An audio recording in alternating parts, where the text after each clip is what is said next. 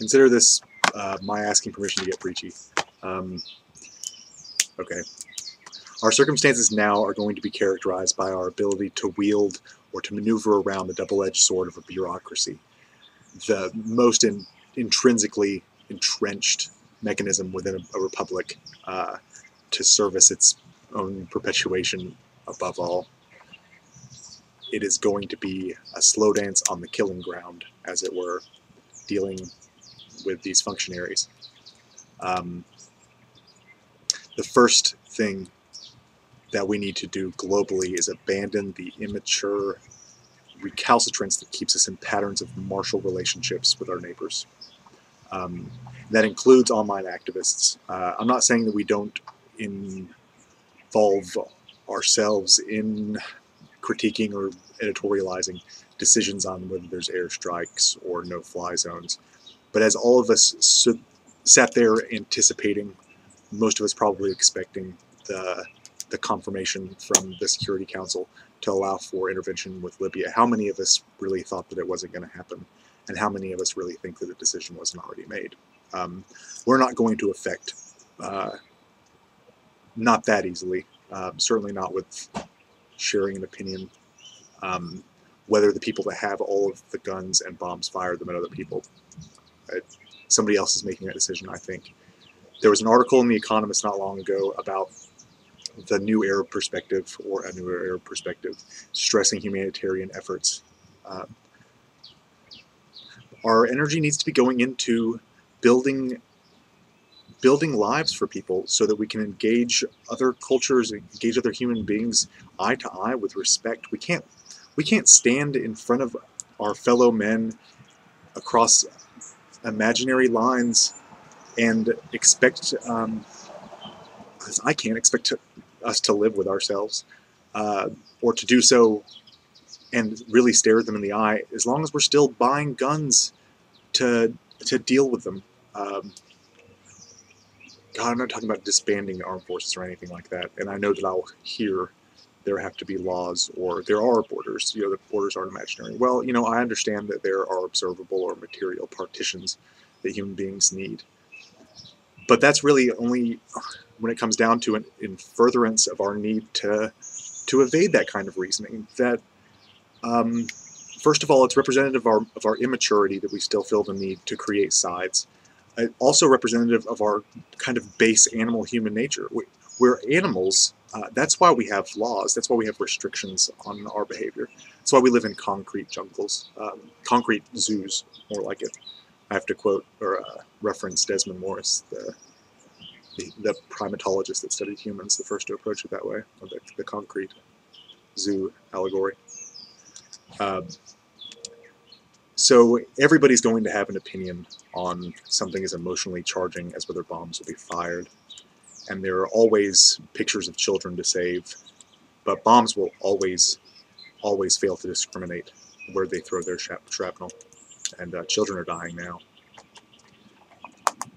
So perhaps some less problem-oriented thinking is called for. Perhaps this victory lap around evolution's track can acknowledge our special abilities as animals that plan for the future, and therefore pay heed to what we trample as we do our victory lap, our funky chicken. I thought about saying something about science because of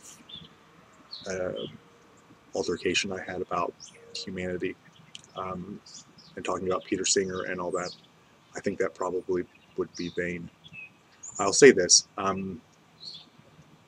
because it relates to the false sense of separation that countries build up, that we build up for ourselves to be a part of this tribe with a superior answer or superior place.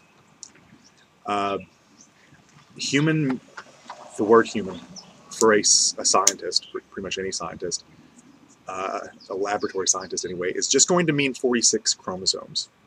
The reason I bring it up is because of a conversation about abortion and whether it was murder. I will acknowledge right now publicly that, yes, a fetus is a human fetus. But it does have 46 chromosomes. The problem with that is, certainly from a scientific perspective, and that's what God, I hate being told that I'm betraying science. um, it's a relatively simple issue, and perhaps I couldn't explain it concisely. Uh, if an argument's going to be made that something's wrong, you can't just submit something like it's human. You have to establish that it's human gives it some sort of special status. And for science to do that, for science to try and determine that something's human in order to determine whether it validates preservation more than some other entity, is to be inherently biased. I mean, I say speciesist, and that sounds a little satirical.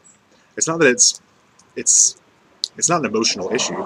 If we're trying to discern the qualities in a being that give us the most reason to consider whether it should be making a choice, we can't just do it based on humans, because we know other animals have expectations of the future, have senses of autonomy. That's where it does get into Singer. If you'd like to look Peter Singer up, animal liberation, that's ethics. Science doesn't look at that.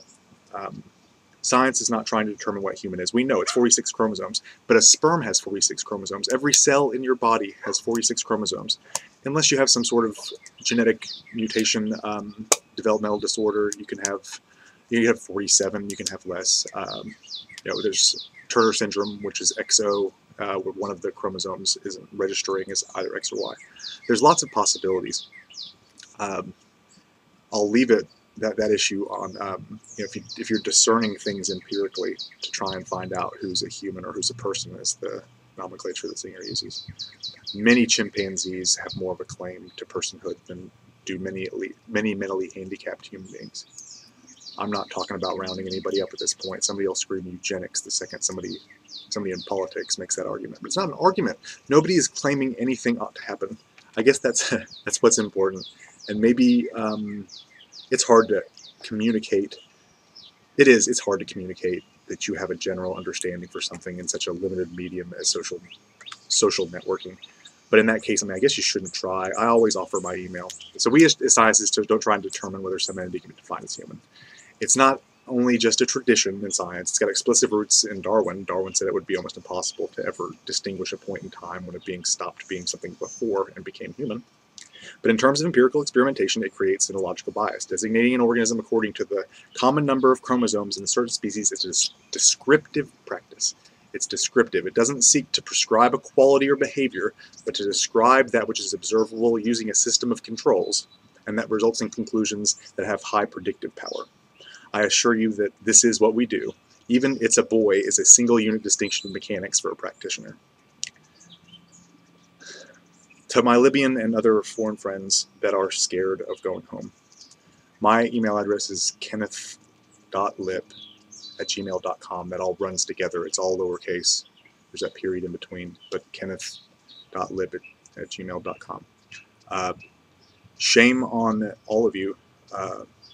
I'm talking to world leaders, not just people like Gaddafi that manipulate his ability to rob his people. And I've decided, I think that everybody will agree with me, that all of those Libyan kids have the right to those funds that were frozen when Gaddafi's accounts were. There was a promise made to them, a contract for their education. And the last thing we need is less educated people. Thank you.